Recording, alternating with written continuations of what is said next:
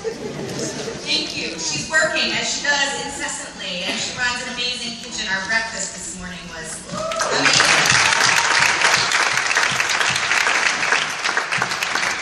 To the Stone Temple Church for being so gracious in hosting us today, to the JUF, to Pastor Phil and the Firehouse Community Arts Center, the North Lawndale Historical and Cultural Society, and to the Sinai Health System, whose work continues to be such a powerful example of what ongoing partnership between the Jewish and African American communities can actually be, for sponsoring this gathering today as we honor together the legacy of the Reverend Dr. Martin Luther King. Bishop referenced this in his remarks, but there was a time when an emptiness so profound in the soul of one man caused him to murder his own brother. And the first question, which is arguably the most important question for humanity throughout time, was, am I my brother's keeper? And the resounding answer to that question, echoing still in our day, remains yes. We are each other's keepers. We are all in this together.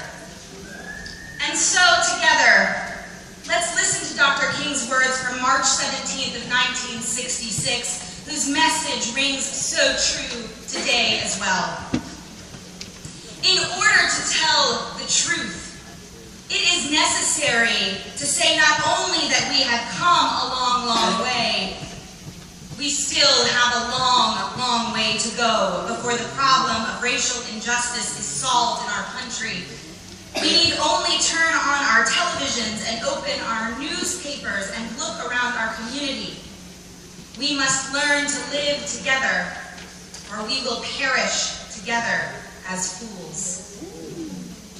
On this day, commemorating what would have been Dr. King's 86th birthday just 4 days ago, 50 years after the marches at Selma, we come together to acknowledge that although we have come a long way, indeed we still have a long, long way to go. That's right. This age of color blindness, as Michelle Alexander, the author of the critically important book, The New Jim Crow, calls it, we build walls not with bricks, but with zip codes and school districts.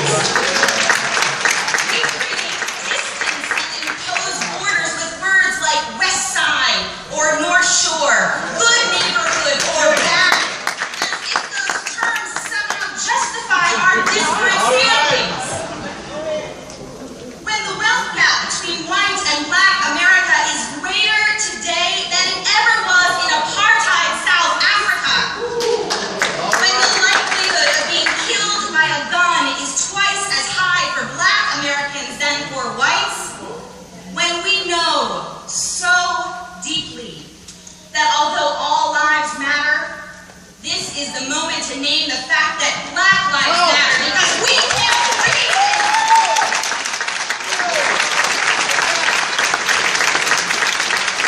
We need to ask ourselves, what does it mean to be each other's keeper? Come on. And how do we act as such in our world today? One of my teachers, Rabbi Jack Stern of blessed memory, served as a student rabbi in Greenville, Mississippi in the early 1950s. He gave a sermon then on the fatherhood of God and the brotherhood of man. Everyone loved it. Sometime later, he proposed to the synagogue president that the congregation should hold a clergy institute where all the clergy in town could gather to study and break bread together. The president of the congregation said, all the clergy? My friend Jack said, yes, of course. The president, white clergy and black clergy breaking bread together? Yes. Well, that will never happen. My friend, but just last week I gave a sermon on the fatherhood of God and the brotherhood of man, and you thought it was the best thing since sliced bread. Listen to the president's words.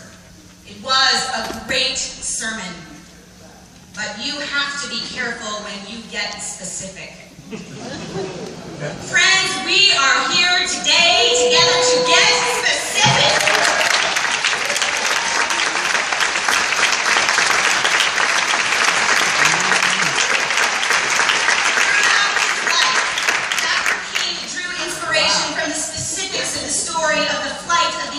Israelites from bondage to freedom. Picture it. Behind them, an advancing army. Before them, an expansive and impassable sea. Trapped, Moses cried out to God, but God rebuked him. Why do you cry to me? Tell the children of Israel to move forward. Forward where?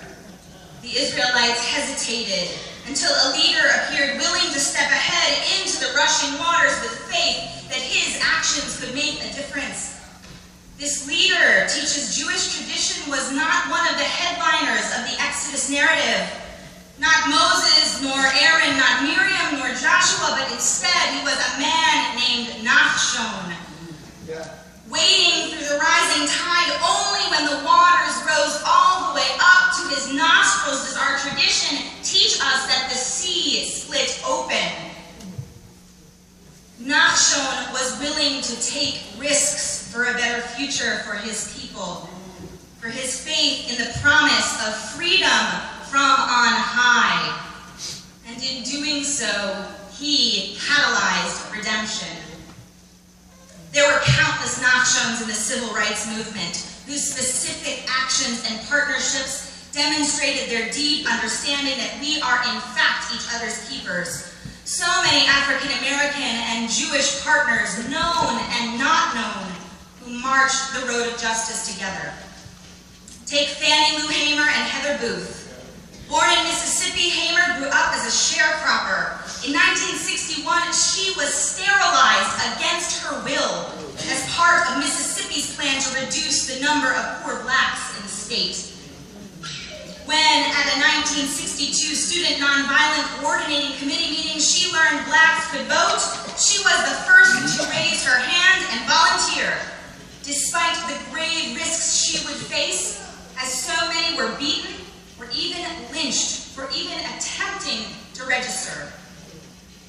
Hamer quickly became a leader of the Mississippi Freedom Democratic Party, fighting for dignity and the right to vote, and she is a true hero of the civil rights movement.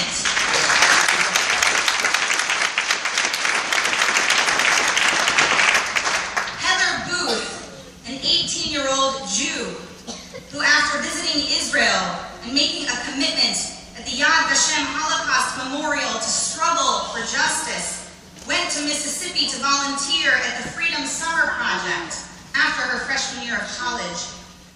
Booth's synagogue actually funded the $500 bail money required to participate in the Freedom Summer in the case of an arrest. It was during Booth's volunteering that she met Fannie Lou Hamer and was inspired by her activism, moving forward herself to serve as the founding director of the NAACP National Voters Fund, along with becoming very involved in the women's movement, particularly here in Chicago. She is a hero of the civil rights movement. The time for us to get specific is right now. In our day, we can no longer assert that proof of a living Jewish and African American communal partnership is somehow demonstrative through the many Jews and African Americans who marched together half a century ago. We must not claim that because our communities come together one day a year to remember Dr. King, that we are somehow fulfilling the best of his and his activist partners' dreams.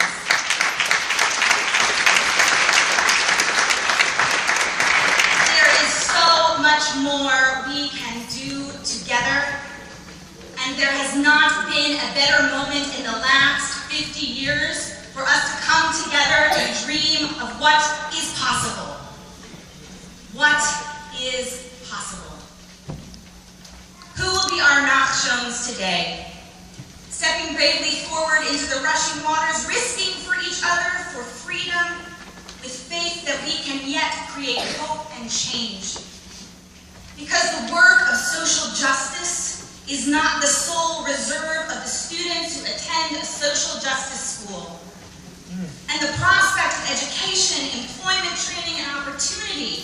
is not the sole reserve of organizations tasked with that singular mandate. What can each of us actually do to get specific when it comes to the holy work of keeping each other? Will business owners commit to hire kids from Lawndale for internships this summer? Will students in our community ask themselves, can I organize my school, my friends, my neighbors to demand equal access to quality education? Will churches and synagogues from all over our communities partner with each other, eat together, pray together beyond this day once a year? Will we find new ways to see and know each other, to learn from each other, to be sensitive to our assumptions and our words, to listen to our histories and our stories, where they align and also where they diverge? Will we be able to keep each other in the highest expression of the ideal? The sages of my tradition tell a story about a man who goes out on a boat with his friends and once offshore starts to drill a hole under the bottom of his seat. His friends ask him to stop, but he continues, "The hole is only under my own seat and not yours." His companions cry out, "But if you continue, the boat will sink and we will all drown. Don't you see we are all in the same boat together?"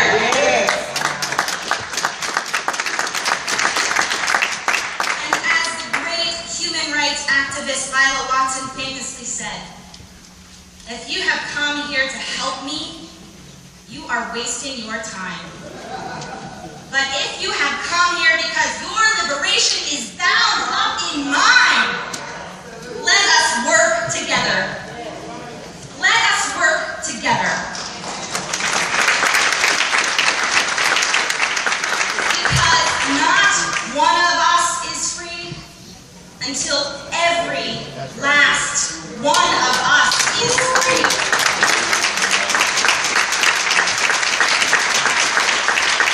Let us work together, my brothers, my sisters, my brothers, my sisters. We are each other's keepers. Amen.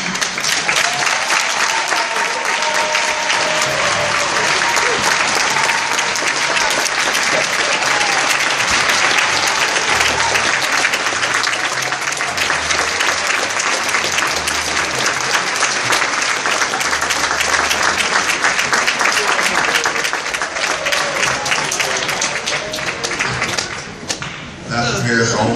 She already from the don't even try it.